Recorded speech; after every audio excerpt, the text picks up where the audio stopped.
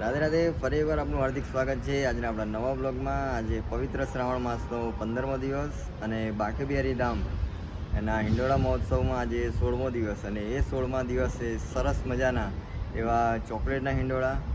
તો ઠાકોરજી ચોકલેટના હિંડોળામાં સરસ ઝૂલી રહ્યા છે। તો આવો આપણે સૌ ભેગા મળીને ચોકલેટના હિંડોળાના દર્શન કરીએ।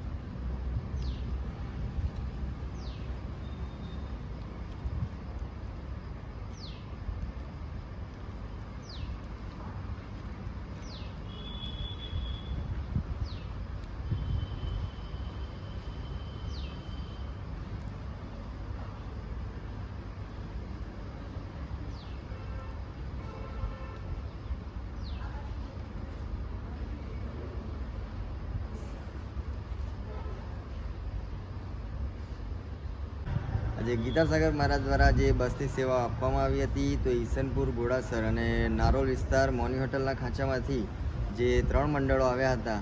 તો આવો એ ભક્તોને હિંડોળા મહોત્સવના દર્શન કરીએ અને એમની વ્યવસ્થા ચા નાસ્તો પછી ભજનનો આનંદ અને એના બાદ ભોજન પ્રસાદી।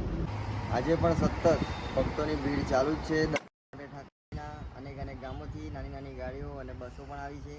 તો આપણે એના પણ દર્શન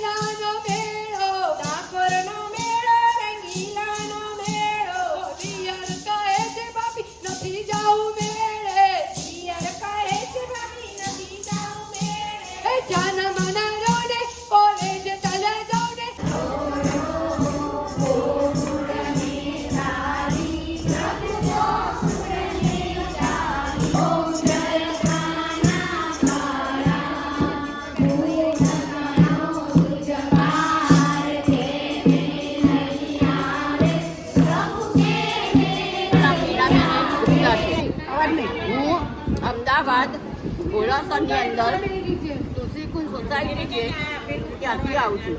અમારા ભજન મંડળનું નામ તુલસીકુંજ ભજન મંડળ છે જે 30 વર્ષથી ચાલે છે। હમણાં એની 25મી રજત જયંતિ અમે શાંતિથી ઉજવી। રથયાત્રાના તહેવારો, જન્માષ્ટમીના તહેવારો, 11, પૂનમ, શ્રાદ્ધ, અમાસ અને જન્માષ્ટમી જેવા બધા તહેવારોમાં ભજન થાય છે। અને અમને હવે આ તક મળી કે પરમ પૂજ્ય ગંગાસાગર મહારાજ, ગીતાસાગર મહારાજથી અમને અહીંયા જે આવવા મળ્યું એનો અમને ખૂબ આનંદ છે અને એમના આભારી છીએ। એમણે અમને ત્યાંથી અમે 30 બહેનો આવ્યા છીએ અને તુલસીકુંડ ઘોડાસરથી જ અમને નજીક સોસાયટીની નજીકથી જ બસ ઉપડી અને અમે અહીંયા આવ્યા. એનો અમને આનંદ છે. અહીંયા અમે ભજન કર્યું, પહેલાં ચા નાસ્તો કર્યો, પછી ભજન કર્યા અને પછી હજુ આગળ પણ અમે પ્રવાસ કરીશું. એ માટે એમના તમામ કર્મચારીઓ અને અમને ગંગાસાગરના ચરણોમાં પ્રણામ કરીએ છીએ. પ્રણામ કરે છે. રાધે રાધે. જય શ્રી કૃષ્ણ. રાધે રાધે. અમને અહીંયા આગળ આવવાની બસ આપી એ અમે ખૂબ રાજી થયા છે. અમને બસ મળીને અમે ભજન કર્યા. અહીંયા અમે બહુ જ આનંદ થયો. અમને ગીતા સાગર મહારાજજીએ બહુ સરસ સગવડ અમને આપી અને બહુ જ મજા આવી અને દર સાલ અમે શ્રવણ યાત્રામાં જરૂરથી ભાગ લઈશું. એવી ગીતા સાગર મહારાજની ખૂબ ખૂબ કૃપા. રાધે રાધે.